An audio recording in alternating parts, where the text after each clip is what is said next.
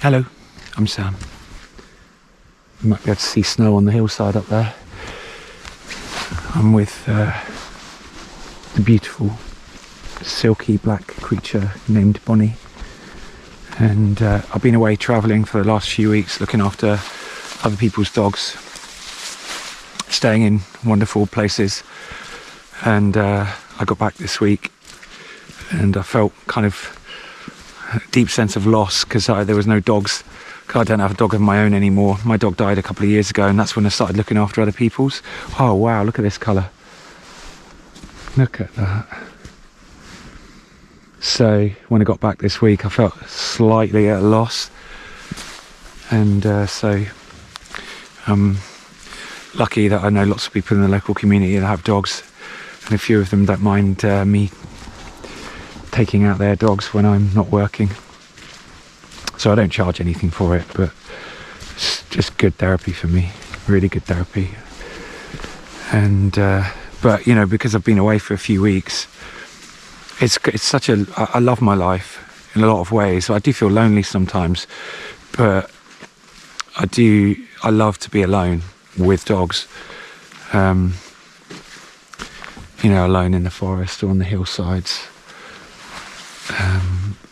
And you know, because my job is to look after people's houses and dogs when they're away, when the owners are away, it's usually just me alone with the family dog. Very intense, because the family dogs are used to getting loads of attention from a family, and if it's just me, I've got to provide all the love and attention that the dog needs. And so we spend a lot of time walking usually when I'm with other people's dogs, just to sort of keep them active, and then lots of cuddles in the evening. I go to bed about 9, wake up about 5, half 5, and it's just, you know, I like it. You know, I had a breakdown a few years ago after years of living with the consequences of abuse, and I just couldn't go on, really. Couldn't go on in the way that I was living and the way that I'd sort of structured my identity, and I wanted more, and I couldn't get more. I didn't know how to do life, be a person in any other way than how I'd done it all my life, and that was to fiercely protect myself. I didn't know what freedom was. So anyway, I had a breakdown, and then my dog died, and I started looking after other people's dogs, and it's kind of, you know, brought me back into relationship, into an ability to be loved, which I couldn't let myself be loved. All of my life I wouldn't let myself be loved. So dogs have helped me. You know, it's so awful what happens in abuse, because we're so suspicious, so not trusting. And even my own dog that I had for 18 years, I thought she hated me, because in her eyes she adored me, but of course, because I had so much doubt and self-hate from what I went through, I doubted her love, and I wouldn't even let her love me. I tried to love her, and we did our best, and she did have some good years. But when I look back on the contrast between how I am now and my relationship with my own dog over those years, I can see that I couldn't let her love me. I couldn't let anyone love me. So anyway, that's not what I want to talk about in this video. There's some other things, you know, because I've been travelling, come home, change in context, a return to a familiar setting. I can see how much the last few weeks have changed me, and so I thought I'd try and crystallise that into a few minutes of a video and share what it is I'm seeing more clearly. Come on, wee dog. But before I do, she's always got to get a mouthful of sticks and pine cones and things. Before I do, I want to mention again, I have a Substack, and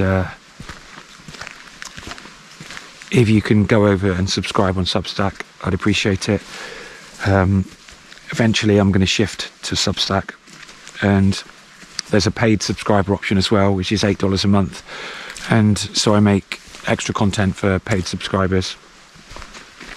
It's just not a hostile environment like YouTube can be. It feels more personal, more private, and just feels intimate, and without the kind of vulnerability of sharing on YouTube. And I'm beginning to appreciate how my openness on YouTube and my vulnerability hasn't really helped me over the last few years as I've been sort of sharing this process that we call healing. And so, that's partly why I'm shifting to Substack. But another reason is because, I've put my heart and soul into this channel, and I'm not going to walk away from what I've built. And I'm, committed to doing my best to chronicle the process that we call healing. I lived with the consequences of abuse my entire life, and my reactions to what happened to me were pretty devastating, and I had a life of troubles. But I'll use the word healing. I am healing. And I know that there are lots of people that watch this channel that are kind of healing with me and co-regulating. And so I'm committed, and I will keep sharing, but I would really like to move. I'm still going to publish on YouTube for a while longer, but I would like to build something new on Substack. So if you can go and subscribe, if you value what I do and you want to keep walking this path with me, please go to Substack. If you can afford the $8 a month, you're going to help me get to a place where I can make this my job, and I can just focus 100% on this. I don't think I'll ever stop looking after dogs, but I would like to just focus 100% of my time on this channel, making videos, supporting other people, and just sharing the journey. And so the more people that go to Substack and subscribe, the quicker that can happen. I do put my heart and soul into this, and I try to offer something of value. And my way of doing that is to be vulnerable, is to be honest. But sometimes YouTube can be a pretty awful place. And like I said, I realised that over the years of me doing this, it hasn't really helped me. It hasn't really helped me to share so vulnerably, and to, have to deal with comments from people that don't get it, or they're just purposefully cruel. It hasn't helped at all. So I'm building something else, more private. Okay, that's my little speech over. That's beautiful, isn't it? Look at the colour. So, yeah, I think that, when I reflect on, I think leading up to the point where I had a breakdown about 3 years ago, I was feeling fear more than at any other time in my life. I was feeling fear, and I felt fear because my way of being a person, my way of doing person, my way of getting basic needs met in the world, it wasn't working anymore, because I was built for survival. I was built for conflict. I was built for limited options. Yes or no, black or white, right or wrong, life or death. That was it. And that's how I lived my life. And many times in my life when I nearly died, my life was in danger, because that's how I used to live, because it sort of made sense of me. So I wanted more. I wanted more life. I wanted more choice. I didn't know how to get it, so I just kept going about things in the way that I'd always done, and they weren't working. And I was just feeling more and more and more fear, more and more and more pain. And I failed over and over and over again at getting what I wanted. I failed, and it hurt. It really hurt. And eventually, the intensity of that pain brought me to a place. I've talked about this enough times, so I'm not going to talk about it again. But it brought me to a place of collapse, and I fell apart. And the identity that was built around those needs and those ways of getting those needs met ceased to function. It just completely fell apart. And I literally shattered. I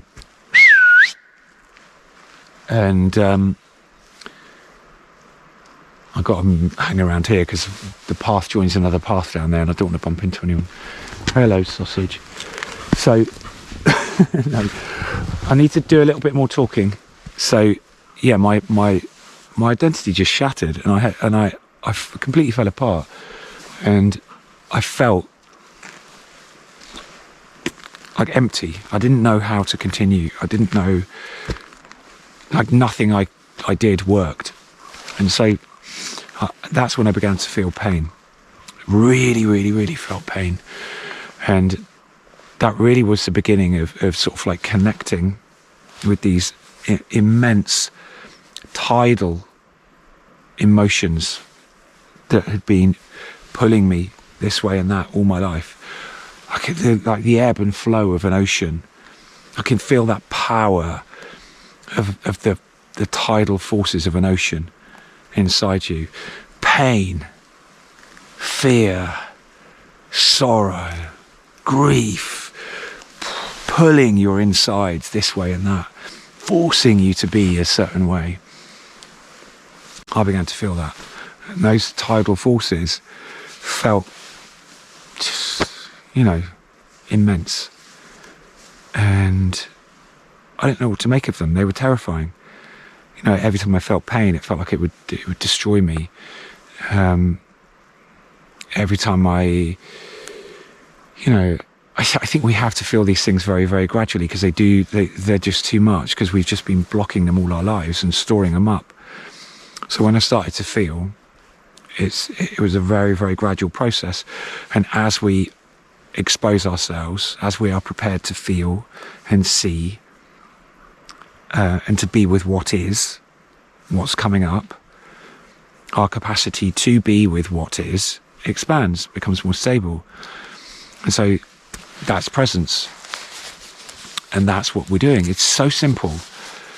It's not complicated what we're going through. It seems complicated because we become complicated as people, but it isn't. You are seeing and feeling and learning how to be with what you see and feel. And to be with what you see and feel, you have to accept, you have to forgive. You have to stop judging yourself and others. And that's presence. But in that willingness to see and feel and to be with what is, what's been hidden, what's been stored comes up. It comes up. And you feel it and you let it go. Don't dwell on it. It's a process of feeling and releasing.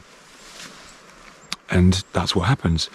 But every time you do that and you get a breakthrough, you grieve, or you scream into a pillow, or you sit with fear that you could never sit with before, there is an increase in your presence. You expand. You're here more. You are here more. And in that spaciousness, there's a feeling of like, okay, I've arrived. For now, I've arrived. And so I've been in that sort of space for a few weeks now.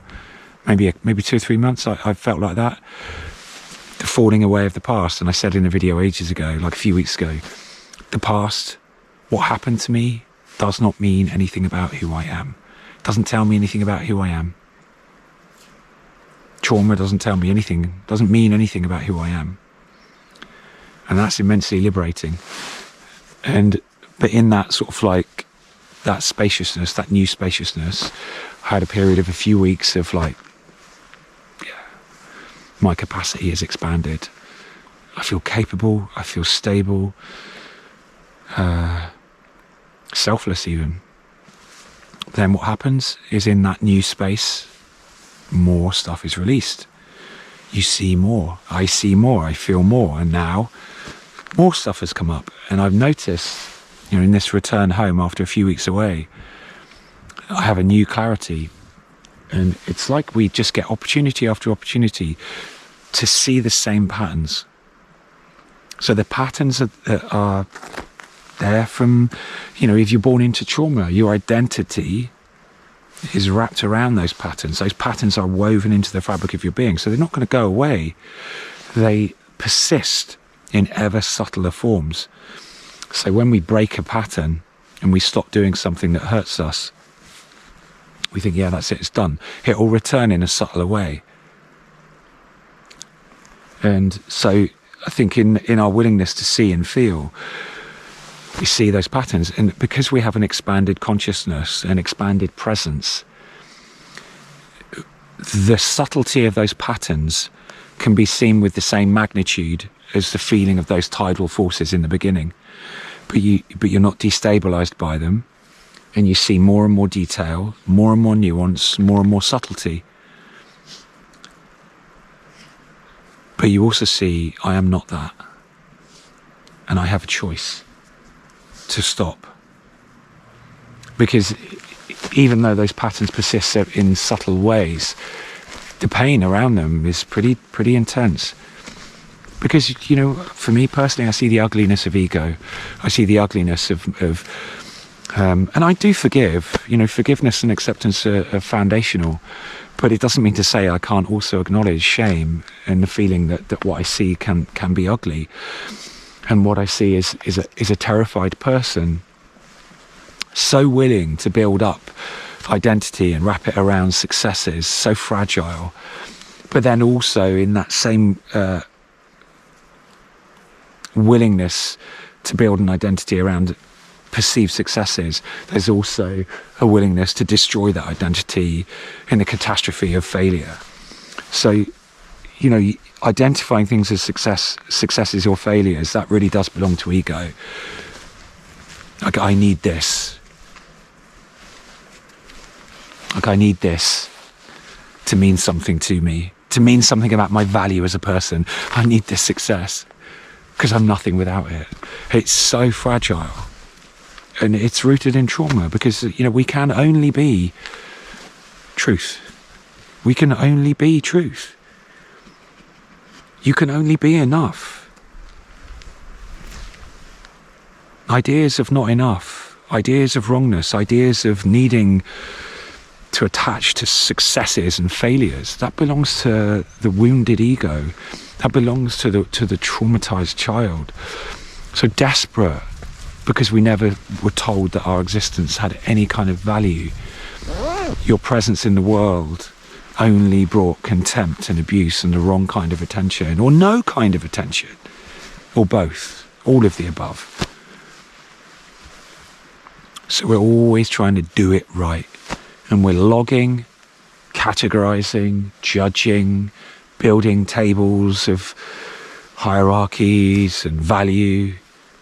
And it's fucking nonsense, really. There is a way to be in the world. How to conduct ourselves, how to comport ourselves in relationship that is right, is moral, is true.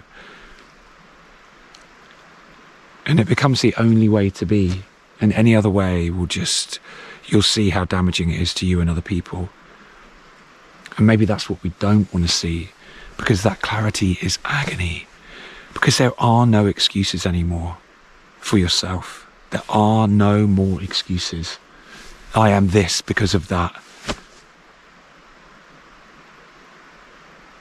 Can't say that anymore.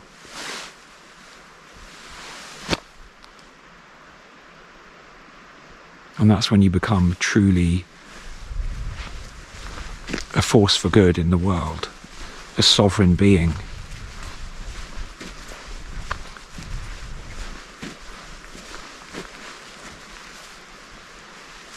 So, those are my thoughts for today. I've got to go now because the path just down there, just around that little corner, it joins with another path, and it's Saturday morning, so I'm probably going to bump into people. So I'll end it there. I hope that made sense. I hope there's something useful there. Be kind to yourselves. The foundation of this thing that we call healing, there is a return to truth, the truth of who you are, your rightful place here as a sovereign being in the image of God. The foundation of everything is self-compassion. Self-compassion, acceptance, kindness. You already have the will to survive, so you have the will to persist. You have the will to see what you didn't want to see and feel what you didn't want to feel. And it gets easier and easier and easier. So, thank you so much for all your support. Again, if you can afford the $8 a month, go to Substack, or if you want to just support the channel, you can make a donation. There's a PayPal link underneath every video. I really appreciate everybody that shows their appreciation in donating. It does make a difference, and thank you all. So, look at that tail. She's got such a wiggly bum. Hello, wee dog. Okay, that's it. I'll see you soon. Take care. Bye.